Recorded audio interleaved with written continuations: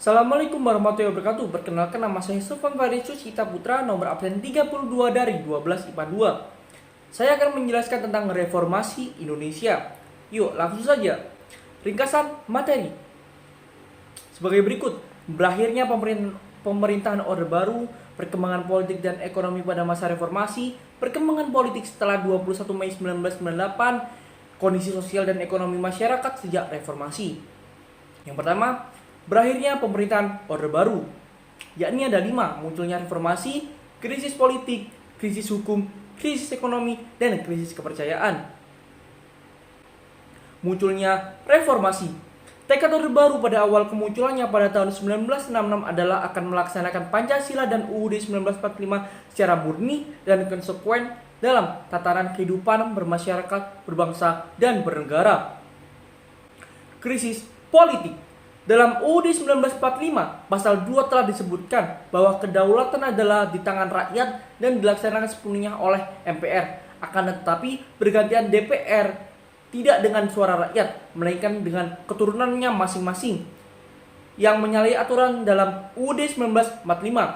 Hingga akhirnya, gerakan reformasi juga menuntut agar dilakukannya pembaruan terhadap 5 paket undang-undang politik yang dianggap menjadi sumber ketidakadilan.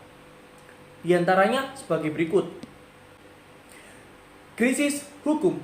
Pelaksanaan hukum pada masa pemerintahan Orde Baru terdapat banyak ketidakadilan sejak munculnya gerakan reformasi yang dimotori oleh kalangan mahasiswa. Masalah hukum juga menjadi salah satu tuntutannya. Masyarakat menghendaki adanya reformasi di bidang hukum agar dapat menduduki masalah-masalah hukum pada kedudukan atau posisi yang sebenarnya. Krisis ekonomi. Krisis moneter yang melanda negara-negara di Asia Tenggara sejak bulan Juli 1996 juga mempengaruhi perkembangan perekonomian Indonesia. Ekonomi Indonesia ternyata belum mampu untuk menghadapi krisis global tersebut. Krisis ekonomi Indonesia berawal dari melemahnya nilai tukar rupiah terhadap dolar Amerika Serikat. Krisis kepercayaan. Puncak aksi para mahasiswa terjadi pada tanggal 12 Mei 1998 di Universitas Trisakti, Jakarta. Aksi mahasiswa yang semula damai itu berubah menjadi aksi kekerasan setelah tertembak 4 orang mahasiswa Trisakti, yaitu Elang Mulia Lesmana, Heri Hartanto, Hendiawan Lesmana, dan Hafidin Royan. Tragedi Trisakti itu telah mendorong munculnya solidaritas dari kalangan kampus, masyarakat, dan menentang kebijakan pemerintahan yang dipandang tidak demokratis dan tidak merakyat. Yang kedua, perkembangan politik dan ekonomi pada masa reformasi. Dan ada 2, munculnya gerakan reformasi dan kronologi reformasi. Munculnya gerakan reformasi, yakni gerakan reformasi pada tahun 1998 merupakan suatu gerakan untuk mengadakan pembaruan dan perubahan, terutama perbaikan dalam bidang politik, sosial, ekonomi, dan hukum. Agenda reformasi yang disuarakan para mahasiswa antara lain sebagai berikut. Kronologi reformasi. Pada awal bulan Maret 1998 melalui sidang umum MPR, Soeharto terpilih kembali menjadi Presiden Republik Indonesia serta melaksanakan pelantikan Kabinet Pembangunan 7. Namun, pada saat itu semakin tidak kunjung membaik, perekonomian mengalami kemerosotan dan masalah sosial semakin menumpuk. Kondisi dan situasi seperti ini mengundang keprihatinan rakyat. Memasuki bulan Mei 1998, para mahasiswa dari berbagai daerah mulai bergerak menggelar demonstrasi dan aksi keprihatinan yang menuntut turunnya Soeharto dari kursi kepresidenannya. Pada tanggal 12 Mei 1998, dalam aksi unjuk rasa mahasiswa Universitas Trisakti terjadi bentrokan dengan aparat keamanan yang menyebabkan tertembaknya 4 orang mahasiswa hingga tewas.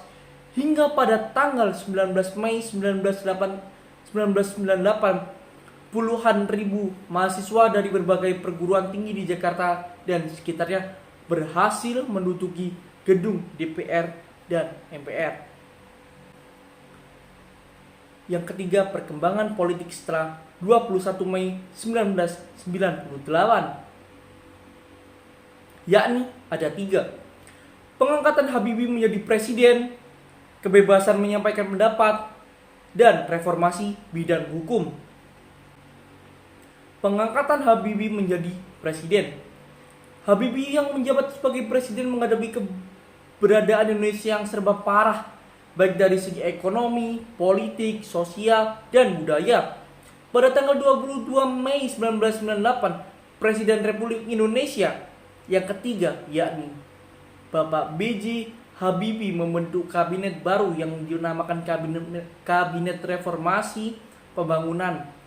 Kabinet itu terdiri dari 16 orang menteri, dan para menteri itu diambil dari unsur-unsur militer, ABRI, Golkar, PPP, dan PDI. Ada beberapa hal yang dilakukan oleh pemerintahan Habibie untuk memperbaiki perekonomian Indonesia, yakni kebebasan menyampaikan pendapat. Presiden Habibie memberikan ruang bagi siapa saja yang ingin menyampaikan pendapat, baik dalam bentuk rapat umum maupun unjuk rasa atau demonstrasi. Namun, khusus demonstrasi, setiap organisasi atau lembaga yang ingin melakukan demokrasi hendaknya mendapatkan izin dari pihak kepolisian dan menentukan tempat untuk melakukan demonstrasi tersebut, agar tidak terjadi kesalahan informasi ataupun menggiring opini. Yang berikutnya, reformasi bidang hukum. Pada masa pemerintahan Presiden B.J. Habibie dilakukan reformasi di bidang hukum. Reformasi hukum itu disesuaikan dengan aspirasi yang dikembangkan masyarakat.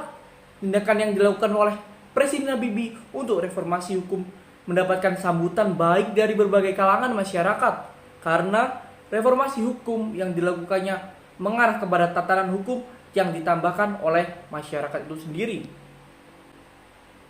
Yang terakhir dan yang keempat, kondisi sosial dan ekonomi masyarakat, yakni ada dua.